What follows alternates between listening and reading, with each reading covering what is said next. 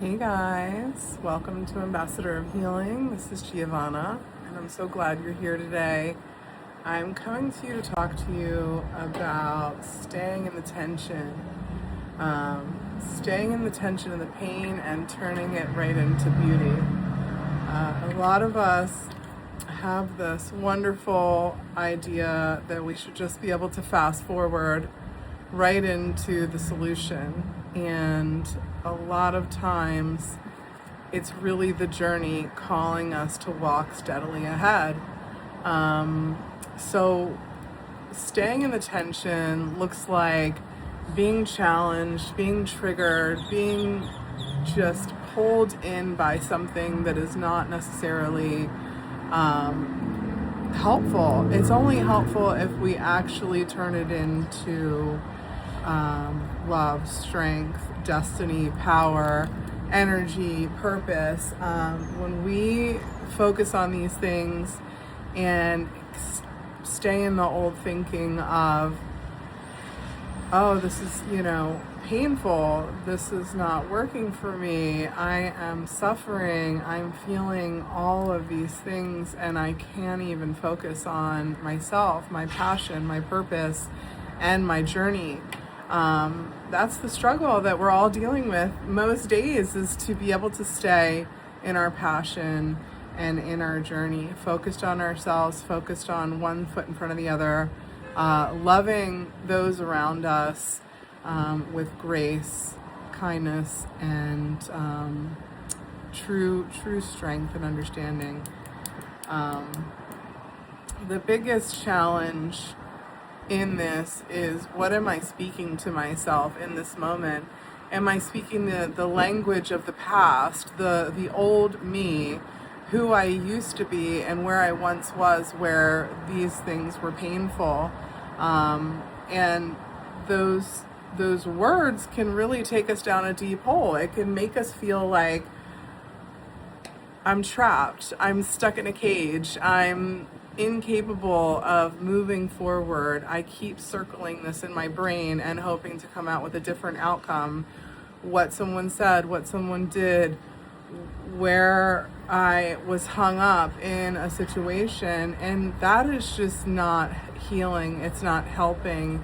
And the thought process to continue to focus on the old way instead of looking at, like, what has triggered me in this situation to be so focused on this, that maybe I'm not focused on my passion, maybe I'm not focused on my purpose, maybe I am just stuck in an old loop and pattern that my mind has generated from long ago, in the past. Maybe for you it could be anything. It could be abandonment, it could be performance, from feeling like we weren't loved at some point, that we need to go out of our way or chase people, or feel lost when someone leaves you, when you aren't lost at all. You have all the power in the world, all the strength in the world. And that's what I'm here to encourage today, so that you can see that you are truly divine. You are your own leader. You do not need to wait for anyone to show up to help you. And you definitely don't need anyone to save you. I know a lot of people deal with the feeling of sadness or remorse from not having the leadership growing up, or not having the relationships with our caregivers as we grew up. So it feels like a lot in life. Wouldn't it be nice to have that relationship with those people if they're still around, or with someone else that could make that, could fill that role or that gap? But you know what I'm here to tell you today? You are that person. You are that person that is here to fill that gap for yourself. You're the leader, you're the truth teller, you're the lover, you're the greatest guide that you'll ever find. God is right inside of your heart. Your heart and your own intuition, your spirit and your soul are leading you every day, and all we have to do is tap in. So when we tap in, we really need to start with What am I saying about myself? Am I saying the things that are helping me to know that I am the leader that I've always wanted to be? I am the leader of my life. I have every ability, strength, and power to get all the things that I've ever wanted to have, including every dream, passion, and desire that I'm destined for in this lifetime. But first, we need to find presence. First, we need to have conversations with ourselves that are nurturing, that are leading us to have this great strength, have this great honor for ourselves, have this deep knowing, have this understanding, have the grace, find forgiveness in order to be able to let go, because holding on to resentment, holding on to wanting to fix, holding on to waiting to hear, holding on to wondering what's next, none of that is going to get us where we want to go. So we've got to be diligent in recognizing what we're saying to ourselves. Be the leader that you are. You are your ideal self right now. And that is the thing that I want to share, is to be coming from your ideal self when you're thinking the thoughts that you're thinking about what's happening in life. Think from the place of the ideal you instead of the old you, and be able to start noticing the subtleties between who I was and who I'm becoming. So I hope that is helpful to you today.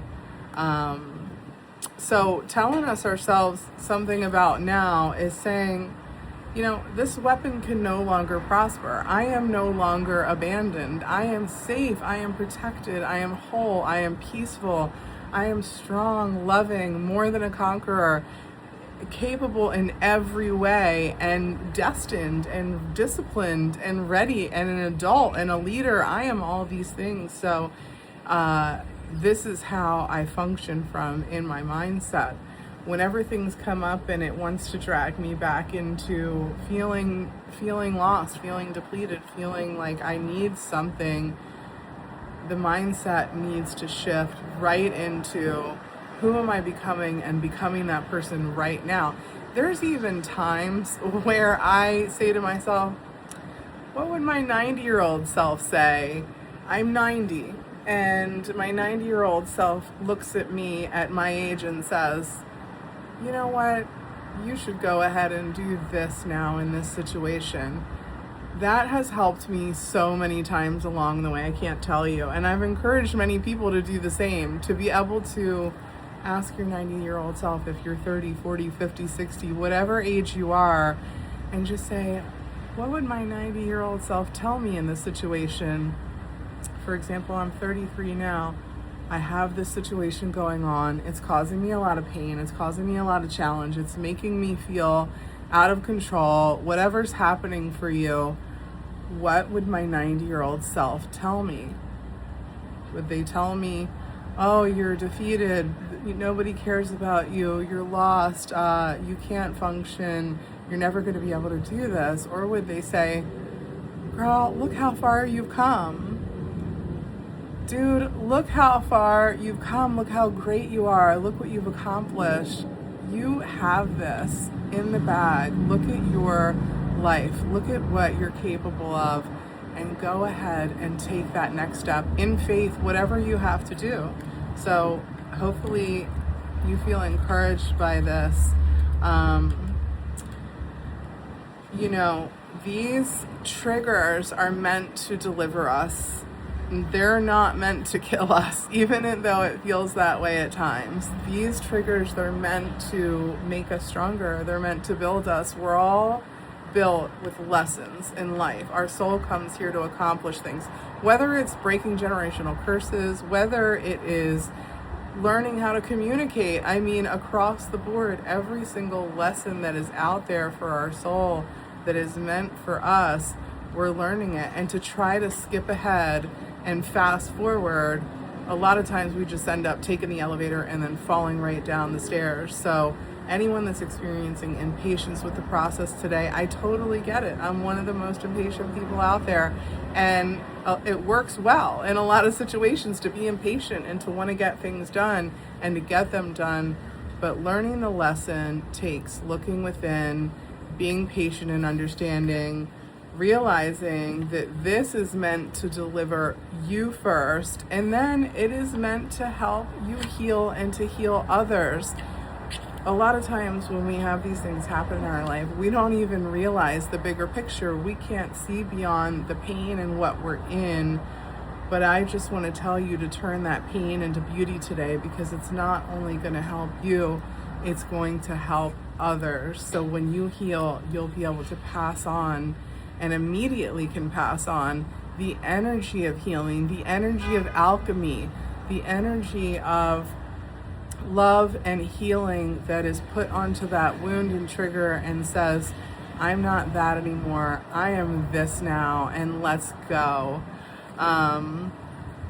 So just be with that, and notice when we're sent back to these places of our past, that we're sent there to deliver ourselves and to step up to the mission as we learn the way to build in our ministry, whatever it is we're doing. All of this is for teaching. It's for showing ourselves and others the way. We don't even realize how many people look up to us. We don't even realize how many people are looking to us for leadership. So that is so significant. It's so significant to lead ourselves, because we have no idea what our next move could mean to someone else. And it could be the smallest thing that you do in a day. It could be not driving angry. It could be just your grace and kindness in the moment. It could be stepping away from something abusive or rude that someone did. And it could be just letting there be space for you and whatever's existing right now. We have no idea how that's teaching the people around us how to be. So I just really encourage you to look to yourself for that leadership. You don't need anything. Trust in your heart and soul, and God is inside of us. I say He, but God is energy. It's with all of us. We are energy. We're energy, and this energy is so important. If we stand around and waste it and blow it and throw it away, thinking about the things that are causing us the most pain, instead of how can I use this as a weapon and ammunition. This trigger is my gun, my fuel, my way of prospering, and my way of bringing beauty into the world. I will no longer let it tear me down, let it miss opportunities with others for powerfully moving forward. So I just want to leave that as a blessing, that we don't have to be confused. We can harness this energy. We can break generational curses. We can smile through the rain. We can dance in the rain, and we can focus on ourselves, joyfully lifting ourselves up in the moment, having compassion for ourselves, learning and being present through the journey as we progress. And I just leave this with you with all the love and peace, my friend. Be well.